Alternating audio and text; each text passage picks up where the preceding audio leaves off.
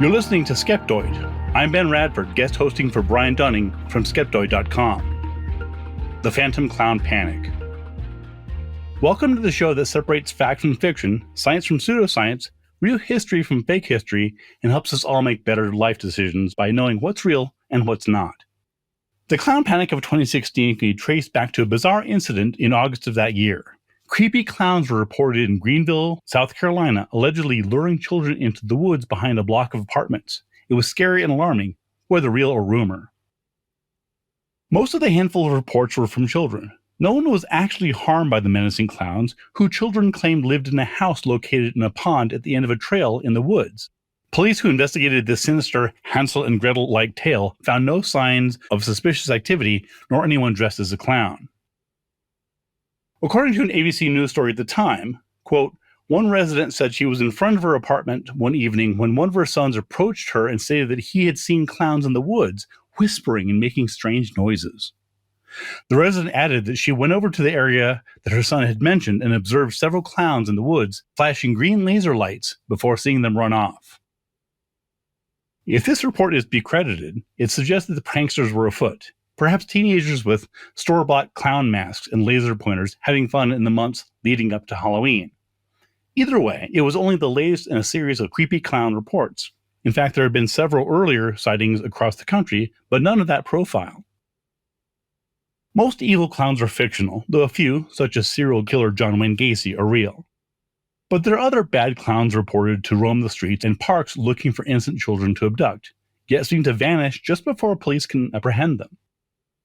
Some say they're real, while others claim they are just figments of imagination. They are known as phantom clowns, a phrase coined by author Lauren Coleman in his book, Mysterious America. Phantom clowns. As discussed in my book, Bad Clowns, one of the earliest reports of phantom clowns occurred in May 1981, when several children in Brookline, Massachusetts, reported that clowns had tried to lure them into a van with promises of candy. Police searched the area, but found nothing. The following day, Boston parents and police grew worried when children there claimed that adult clowns had been bothering children on their way to school. Other reports surfaced in other cities and in later years with the same pattern. Parents were fearful, children were warned, and police were vigilant, but despite searches and police checkpoints, no evidence was ever found of their existence. Though the public and police didn't know what to make of the panic, folklorists and sociologists had been studying them for years. Folklorists Sandy Hobbs and David Cornwell, writing in their book Supernatural Enemies, researched the phantom clown panics and concluded that parents, police, and the mass media all played a role in spreading and legitimizing the rumors. Quote, one student reports that older children told the stories to frighten younger ones. Others appear to assume that the story derived from an actual incident, even though it may have become exaggerated in the telling. End quote.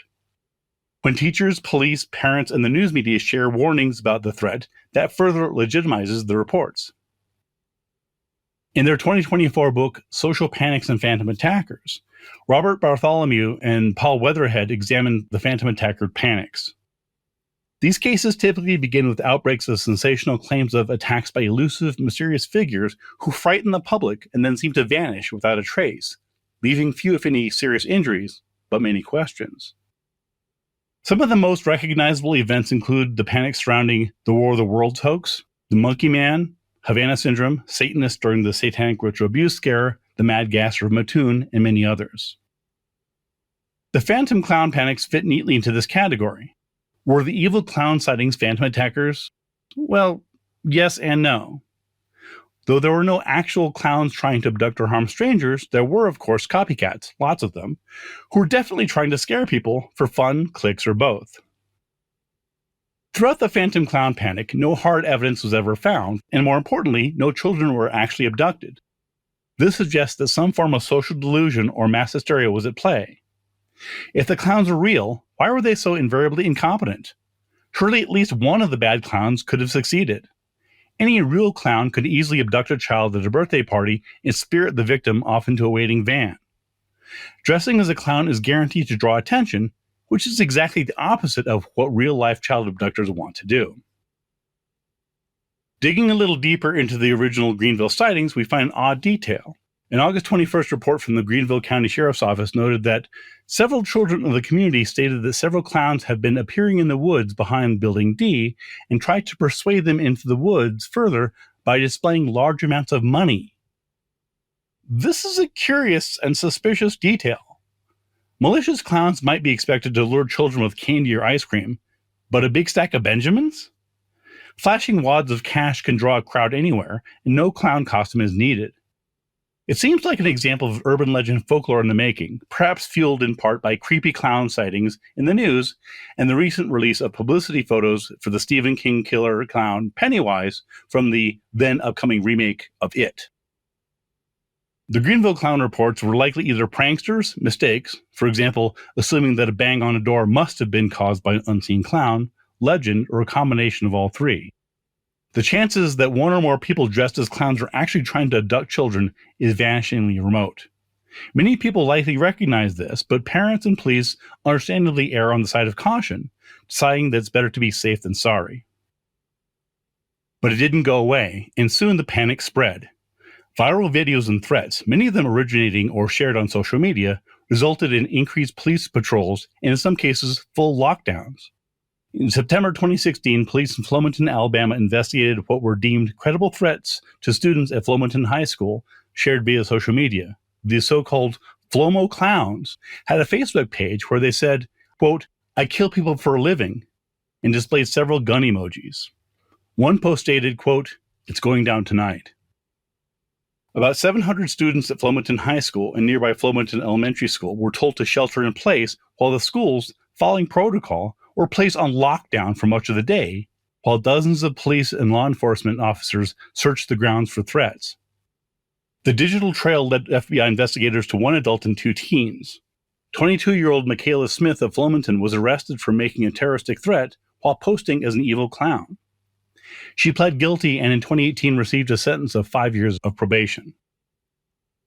This string of other incidents left parents and teachers wondering if the clown lockdown were the new normal.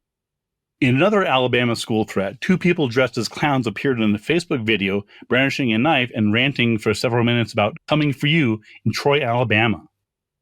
Police identified the two in the video, which had been seen more than 50,000 times, as juveniles who attended the Charles Henderson High School in Troy.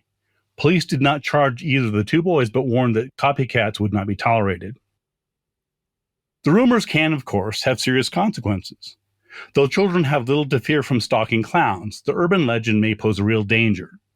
In the Greenville reports, alarmed citizens fired weapons into the wooded area, hoping to kill any clowns lurking there. Fortunately, no one was hurt, but the situation could have turned deadly. Amid the rumors and scares, an 11-year-old girl in Georgia took a knife to her middle school to fight off clowns. The girl was arrested September 16th at Bernie Harris Lyons Middle School in Athens. A police report quoted the unnamed minor as saying that she needed the knife to protect her and her family from the clowns she'd heard were coming out of the woods and attacking children. By mid-October, the scary clown panic had spread across the country to dozens of states. The creepy clown panic became so serious that it was even addressed in an October 4th White House press briefing. Press Secretary Josh Earnest said, quote, "I don't know that the president has been briefed on this particular situation. Obviously, this is a situation that local law enforcement authorities take quite seriously, and they should carefully and thoroughly review perceived threats to the safety of the community, and they should do so prudently." End quote. Aside from the videos, many of the real-life reports were later admitted to be hoaxes. For example, a North Carolina man who falsely claimed that a scary clown had knocked on his window at night was arrested for faking the incident. And a woman from Ohio claimed that a knife-wielding clown attacked her on her way to work and cut her hand. But she later admitted that she made up the story because she was running late for her job at McDonald's. There were also a handful of people dressed as clowns and scaring people. A pair of Canadian teenagers dressed as clowns had fun in a park scaring younger kids, and in Wisconsin, a clown scene at night was revealed to be part of a viral marketing campaign for Scary Film. A year earlier, a creepy clown was sighted outside a Chicago cemetery. In some cases, both adults and school children admitted to making up stories of seeing threatening clowns. Any other time reports of threatening clowns would likely have been ignored or dismissed, but these incidents came at a time when there were very real terroristic threats and school shootings in the news. Parents can take comfort that no clowns were actually trying to abduct or harm kids. not a single credible report has surfaced of any child being hurt or even touched by a threatening clown. It's a form of the old stranger danger threat and moral panic, focusing on Satanists, immigrants, and the scary other. Social panics and phantom attacker scares recur, and just as the 2016 clown panic was not the first of its kind, it also won't be the last. When the next one happens, and it will, keep in mind that the best defense against these panics is media literacy, skepticism, and critical thinking. We continue with some scenes from the clown panic in the ad-free and extended premium feed. To access it, become a supporter at Skeptoid.com Go Premium.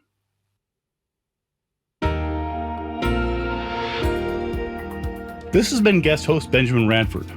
I'm co-host of Squaring the Strange podcast, author of over a dozen books on critical thinking, skepticism, and folklore, and deputy editor of Skeptic Inquirer Science magazine. You can also find me in several documentary films, including Skeptoid Media's Science Friction and Wrinkles the Clown. A great big Skeptoid shout-out to our premium listeners, including Persephone, Phil Kernick, Ollie Middleton, and the Fourth Corner Gnome. Remember, every Skeptoid episode has a transcript page at Skeptoid.com with complete bibliographic references and further reading suggestions. And they also print out into nicely formatted PDF that you can share. Skeptoid is a production of Skeptoid Media. Executive producer is Brian Dunning. Director of Operations and tinfoil hat counter is Kathy Reitmeyer. Marketing guru and Illuminati liaison is Jake Young. Production management and all things audio by Will McCandless. Music is by Lee Sanders. Researched and written by me, Ben Radford. Listen to Skeptoid for free on Apple Podcasts, Spotify, Amazon Music, or iHeart. You're listening to Skeptoid, a listener-supported program. I'm Ben Radford from Skeptoid.com.